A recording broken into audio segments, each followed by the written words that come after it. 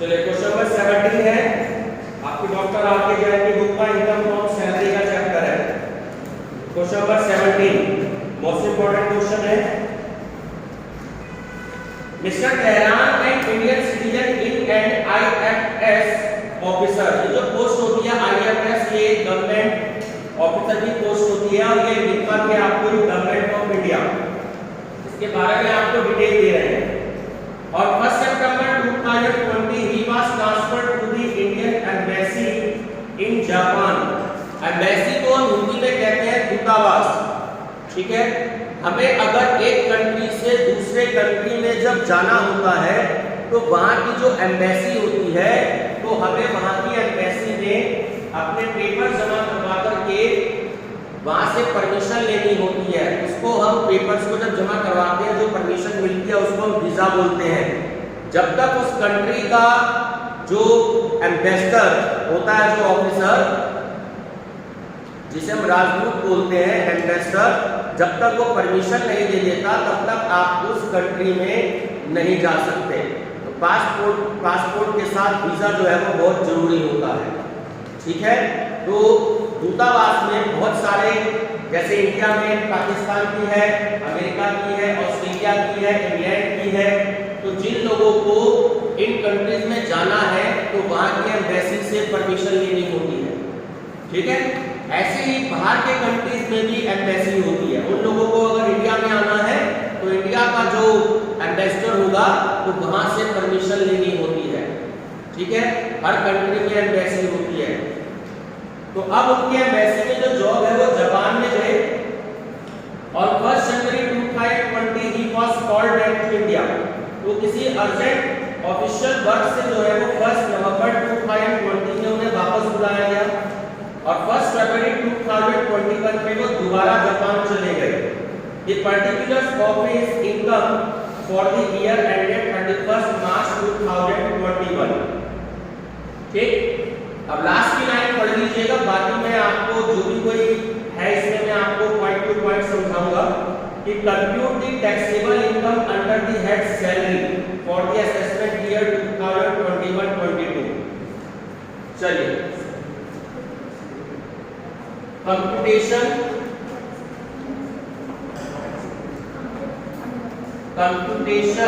Of taxable salaries. और नाम क्या है इनका? नाम है मिस्टर तेहरान। Mister Tehran.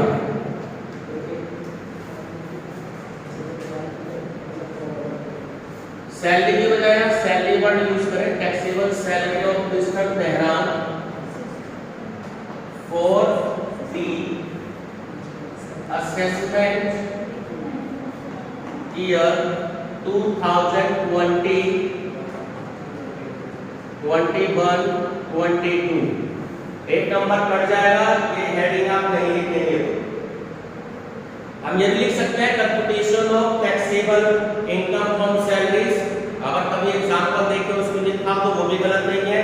और मैंने बताया नाम जो लिखे है computation of taxable salary of mister Tehran, तो नाम चेंज हो जाता है।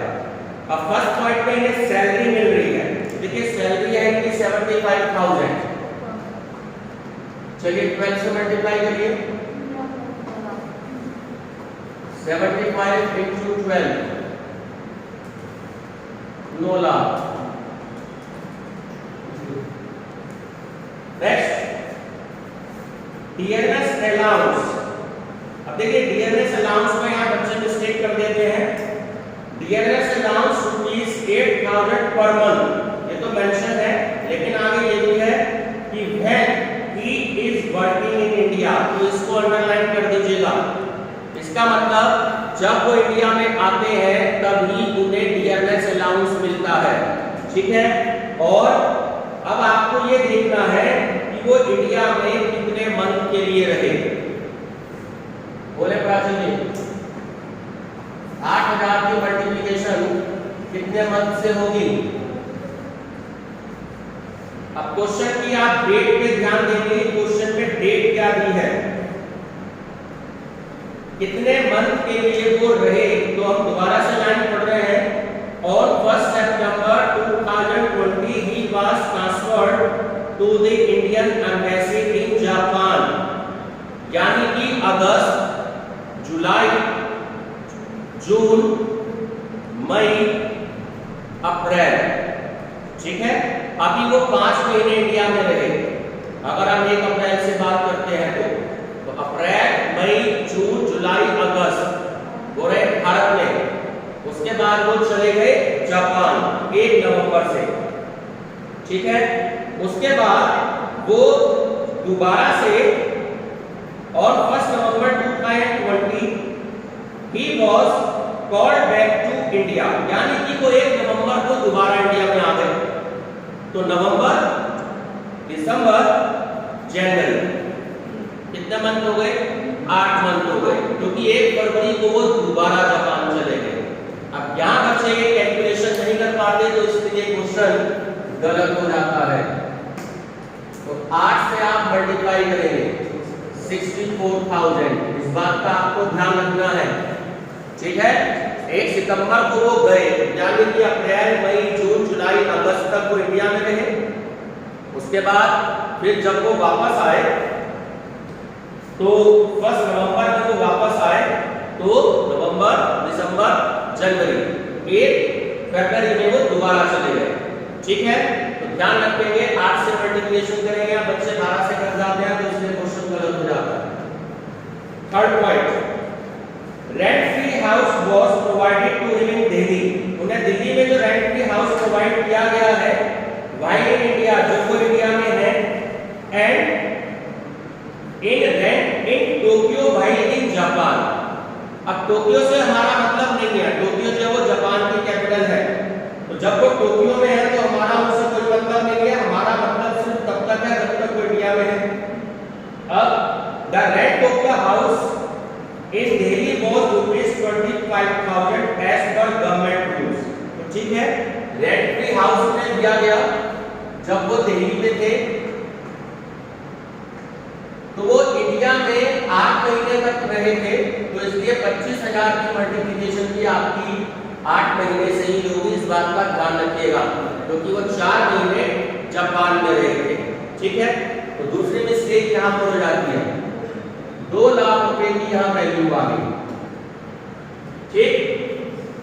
आगे जो लाइन है, at the rent of the house in Tokyo was ₹50,000। मैंने बताया जापान से हमारा कोई मतलब नहीं है, इसलिए कितना ही मिल रहा हो टोक्यो में तो उससे कोई मतलब नहीं है। नेक्स्ट है, he has been provided with a free car of 2000 cc both in Delhi and in Tokyo। तो उन्हें जो कार दी गई है वो फ्री दी गई है, ठीक है। अब यहाँ पर कार का मैं आपको बात बता दूं, अगर छोटी कार है तो ये बात आपको याद रखनी है, उसके लिए आप 1,800 अमाउंट लेंगे, और बड़ी कार है तो उसके लिए आप 2,400 रुपए का आप अमाउंट लेंगे, ये आपको याद रखना है, क्वेश्चन में आपको नहीं देगा। अब बता दूं, 1,800 सीसी तक, सीसी का पूरा नाम होता है क्यूबिक कैपेसिटी। अगर 1,800 सीसी तक की कार है तो वो छोटी कार होती है, इससे ज्यादा सीसी की कार होती है तो वो बड़ी कार होती है। तो अब यहाँ 2,000 सीसी लिखा है, ये 1,800 से ज्यादा सीसी की कार होगी, ये बड़ी कार है। तो कभी कभी क्वेश्चन में सीसी दे देगा कि इतने सीसी की कार है, ठीक।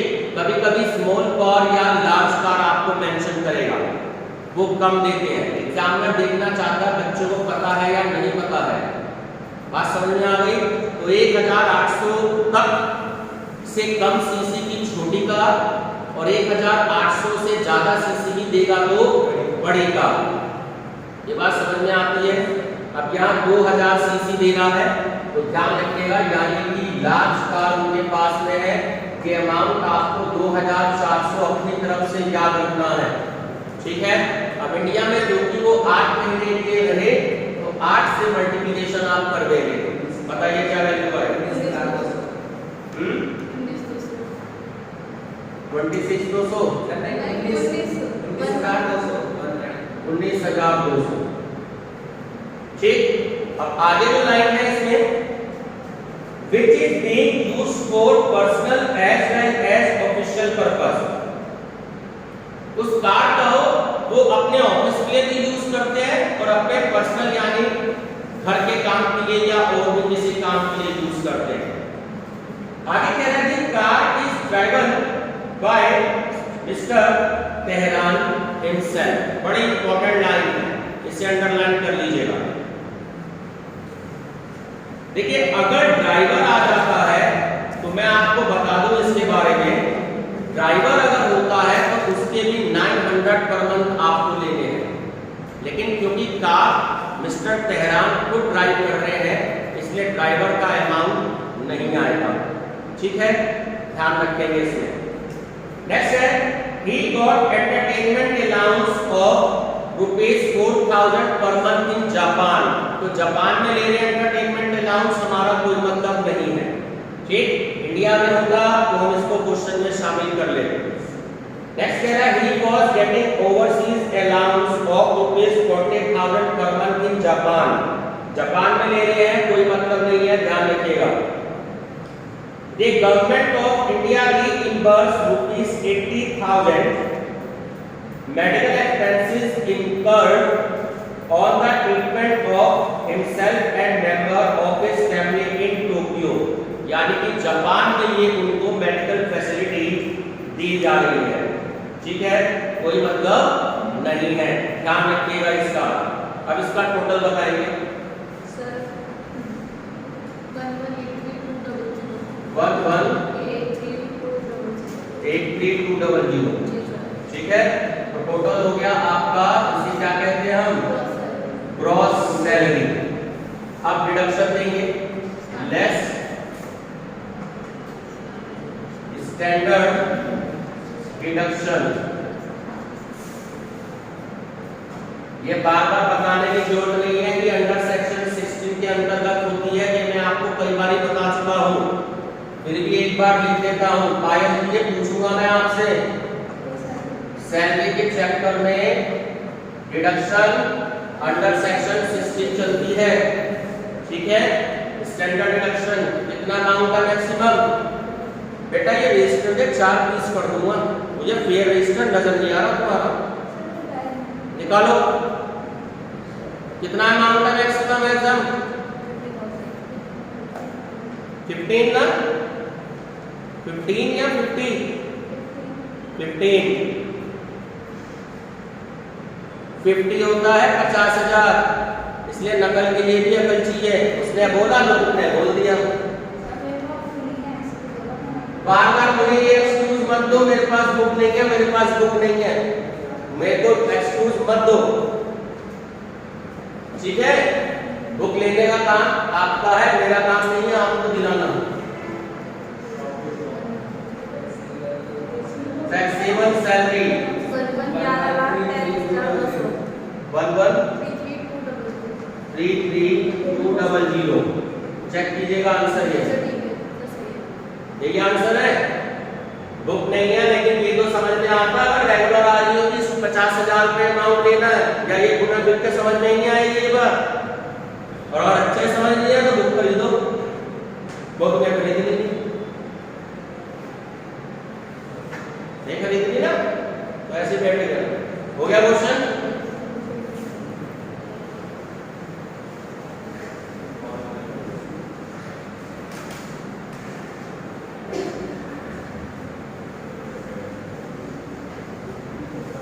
बहुत इंपॉर्टेंट क्वेश्चन है, एग्जाम में आया हुआ क्वेश्चन है, इसकी प्रैक्टिस करके जाइएगा।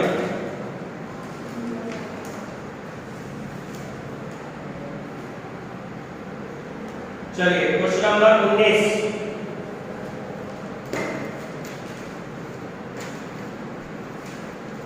क्योंकि चैप्टर बहुत बड़ा है इसलिए एक दो न्यूमेरिकल बीच में छोड़ के चलूंगा। क्वेश्चन नंबर 19 बहुत इंपॉर्टेंट, इसमें ग्रेडिंग सिस्टम है।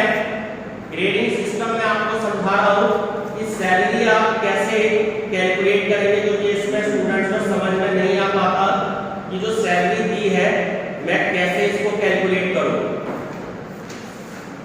Mister Tushar Jain is employed in Mathura, he is in the grade of 1800, फिर दिया है 50, फिर दिया है 2200, फिर दिया है 100 और फिर दिया है 3000। तो मिस्टर तुषार जैन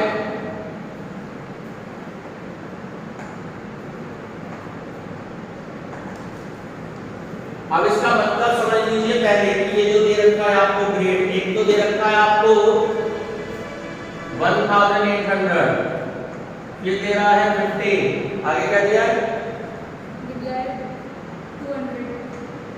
2200, आगे 100,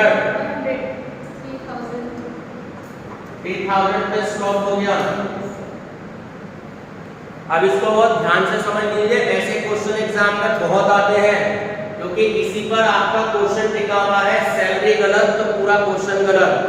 अब इसका मतलब ये होता है कि मिस्टर तुषार जैन की जब जॉब लगी तो उनकी 1800 रुपए पर जॉब लगी, 50 रुपए उनका इंक्रीमेंट होता चला गया जब तक उनकी सैलरी 2200 रुपए ना हो गई हो।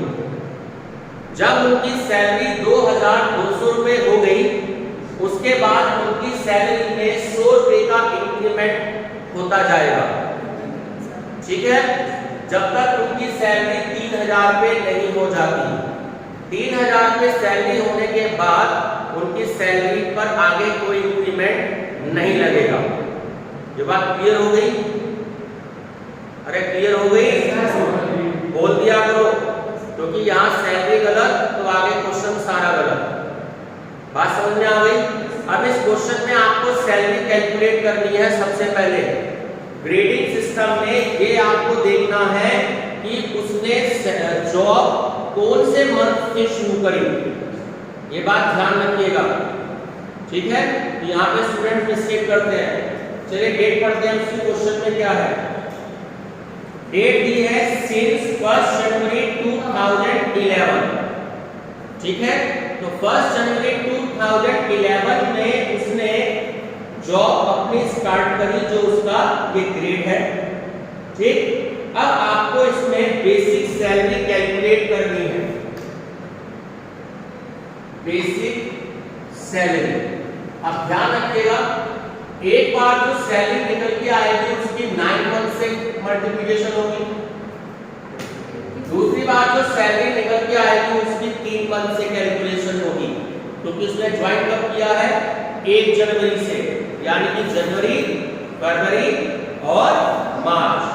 ये बात क्लियर हो गई, ठीक है। अब ध्यान से समझ लीजिए कि क्वेश्चन में उसने आपको ईयर दे रखा है 2011। अब इसका एक वर्किंग नोट होगा।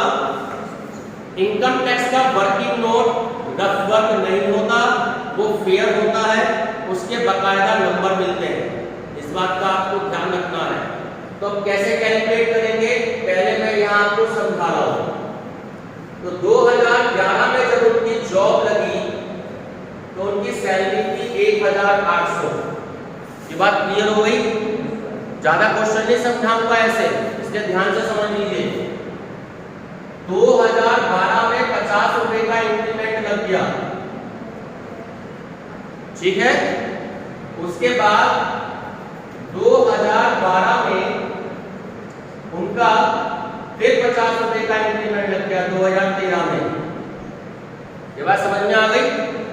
उसके बाद 2014 में 1950, 2015 में 2000, 2016 में 2050, 2017 में 2100, 2018 में 2150, 2019 में 2200। यानी कि 50 रुपए जब तक बढ़ेंगे जब तक कि 2200 रुपए ना हो जाए। अब हम 2200 रुपए तक पहुंच गए। अब आगे जो इंक्रीमेंट लगेगा वो 100 रुपए के हिसाब से लगेगा, ठीक है। ये इसका मतलब है। अब 2020 में उनकी सैलरी हो गई 2300 और 2021 में फिर 100 रुपए इंक्रीज हो गए तो उनकी सैलरी हो गई 2400 रुपए। ये इसका मतलब था। यहां तक की बात क्लियर हो गई। अब हमेशा ध्यान रखना इस बात में, बच्चे कंफ्यूज हो जाते हैं। ये जो लास्ट वाली सैलरी है, ठीक है, इसकी मल्टीप्लिकेशन हमेशा वहां होगी जब से उसने ज्वाइन किया है, यानी जनवरी से किया है, ठीक है। तो इसकी मल्टीप्लिकेशन होगी इससे, लास्ट वाली सैलरी से, यानी कि जनवरी, फरवरी और मार्च की उसकी 3 महीने की जो सैलरी होगी। अब बच गए 9 मंथ, तो उसकी मल्टीप्लिकेशन होगी उसकी लास्ट वाले ईयर से, यानी कि 2300 रुपए। ये भी आपको बात एग्जाम में याद रखनी होगी। पता लगा इसकी मल्टीप्लिकेशन इससे कर रहे हो और इसकी मल्टीप्लिकेशन इससे कर रहे हो, क्वेश्चन गलत हो जाएगा। चलिए बताएं क्या आया मल्टीप्लाई करके। 20700 अब इसका टोटल 279। ठीक, इसलिए बता रहा हूं कि अगर वो गलत, सैलरी गलत, क्योंकि आगे जो उसने आपको दिया है जो डियरनेस अलाउंस है वो भी मेंशन है कि he is paid 20% of salary as dearness allowance. Salary पर ही 20% डीए दे रखा है। तो ये जो सैलरी आई आपकी 27,900 रुपए, बताओ इसका 20% कितना आया? 5580। अगर सैलरी सही है तो ही इसका 20% डीए से ही कैलकुलेट होगा, सैलरी गलत है तो डीए इसका गलत है। ठीक है, नेक्स्ट है इसमें and ₹800 per month as house rent allowance. ठीक है, अब हाउस रेंट अलाउंस की जो कैलकुलेशन है ये मैं आपको बता चुका हूं कई सारे क्वेश्चन में। ठीक है, अब ये आप खुद से कैलकुलेट करेंगे, ये मैं आपको बता देता हूं कि हाउस रेंट अलाउंस कितना आएगा 5148। ये आप खुद कैलकुलेट करेंगे। 7-8 क्वेश्चन में बता चुका हूं मैं अचानक कैसे कैलकुलेट करना है। चलिए आगे नई चीज की बात करते हैं। He contributes 15% of his salary and dearness allowance to recognized provident fund towards which the employer contributes an equal amount। इसको अंडरलाइन कर लीजिएगा, बहुत इंपॉर्टेंट लाइन है ये। Employers contribution in RPF, employers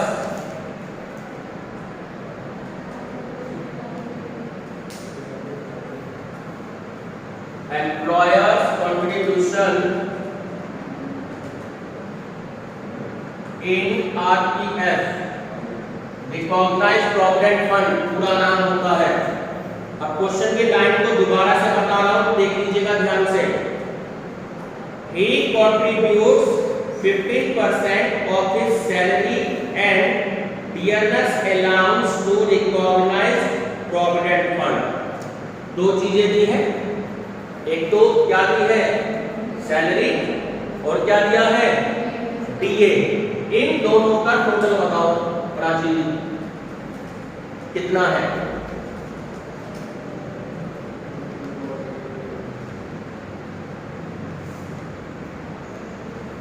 sir 33480।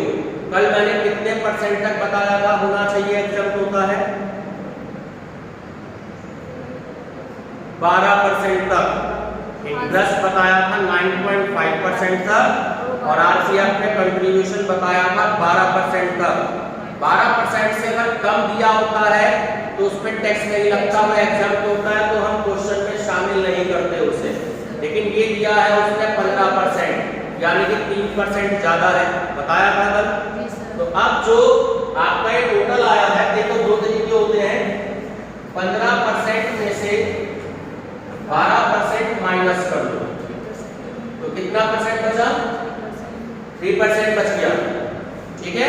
मुझे कंट्रीब्यूशन कितना दिया है क्वेश्चन में 15% और आपको टोटल बताओ क्या आएगा 33480।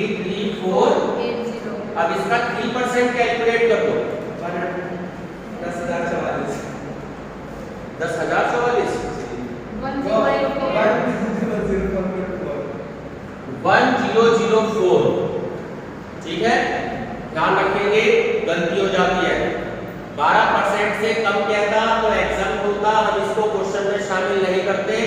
तो जितना परसेंट दिया हो 15, 16, 17, 18 जितना दिया हो 12% आपको माइनस कर देना है। और जितना परसेंट आए, क्योंकि उसने कह रखा है आपसे सैलरी और डियरनेस अलाउंस, तो हमने इसमें सैलरी और डियरनेस अलाउंस को ऐड कर लिया, उनका उतना परसेंट कैलकुलेट कर लिया। ठीक है, ध्यान रखेंगे। चलिए आगे देखते हैं क्या कहा है। He has been given a car of 1.6 litre capacity. देखिए 1.6 लीटर कैपेसिटी की कार दी है, ठीक है, which is exclusively by him for his personal purpose। तो इसको अंडरलाइन कर लीजिएगा पर्सनल पर्पस पर।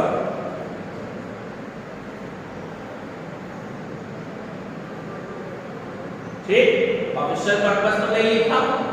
जब ऑफिशियल पर्पस नहीं लिखा तो आप इसे क्वेश्चन में शामिल नहीं करोगे, क्योंकि वो अपनी कार का यूज किस लिए कर रहा है, पर्सनल पर्पस के लिए कर रहा है। ये बात क्लियर है। 1.6 लीटर का मतलब कि वो छोटी कार है। ठीक है, 1.8 तक छोटी कार है, इससे ज्यादा होगी 1.8 लीटर, इससे बड़ी होगी तो वो बड़ी कार हो जाएगी, ज्यादा देगा आपको, ध्यान रखिए। नेक्स्ट है the driver's salary and all expenses related to the maintenance of the car are borne by the employer। ठीक है, उसके जो सारे खर्चे हैं वो कौन वहन कर रहा है, एम्प्लॉयर कर रहा है। ठीक, the employer gave to him Mr. Jatin Diwali allowance of rupees 3,000 on the Diwali। तो दिवाली पे जो उसके एम्प्लॉयर उसको गिफ्ट दे रहे हैं वो लिख लीजिएगा। दीपावली पर 3,000 रुपए का उसको अलाउंस मिल रहा है, तो दीपावली अलाउंस के नाम से आ जाएगा 3,000। उसके बाद है and gift of Holi God rupees 7,000 और the Holi of the year 2,000। अब यहां पर मैं आपको एक चीज बता देता हूं कि आपको याद रखनी है इस क्वेश्चन में, कोई भी अगर गिफ्ट मिलता है तो वो 5,000 रुपए तक एग्जम्प्ट होता है। 5,000 रुपए से कम का अगर क्वेश्चन में होता तो हम उसको क्वेश्चन में शामिल नहीं करेंगे, लेकिन ये गिफ्ट 5,000 रुपए से ज्यादा का है, 7,000 रुपए का। ये 5,000 का अमाउंट आपको याद रखना होगा। ठीक है, तो आप क्या करेंगे कि 7,000 में से 5,000 का अमाउंट आप माइनस कर लेंगे। यहाँ पर भी स्टूडेंट गलती कर देते हैं, एग्जाम में याद ही नहीं रहता कि मेरे को गिफ्ट 5,000 रुपए माइनस करना है। ये बात क्लियर है, ध्यान रखेंगे। लास्ट टाइम है बिसाइड्स मतलब इसके अतिरिक्त। He was also given allowance of rupees 400 per month for gas, electricity and water। ठीक है, allowance for gas, electricity and water. 400 रुपए पर मंथ मिल रहे हैं, मल्टीप्लाई कर लीजिएगा 4,800। ठीक, चलिए टोटल करके बताइए। 49,432 ये आ गई आपकी ग्रॉस सैलरी। क्या आ गई? Gross salary. अब यहां पर बात बहुत इंपॉर्टेंट ध्यान देने वाली है, स्टैंडर्ड डिडक्शन आया, कितना आया स्टैंडर्ड डिडक्शन? ठीक है, और अमाउंट कितना है?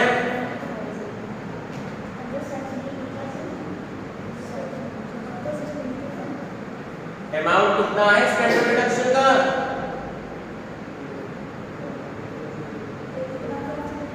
अभी पिछले क्वेश्चन में कितना बताया था?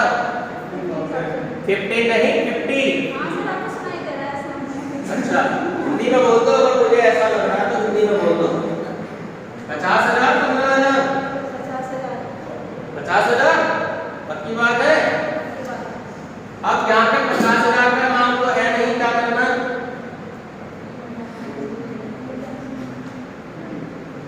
हम्म,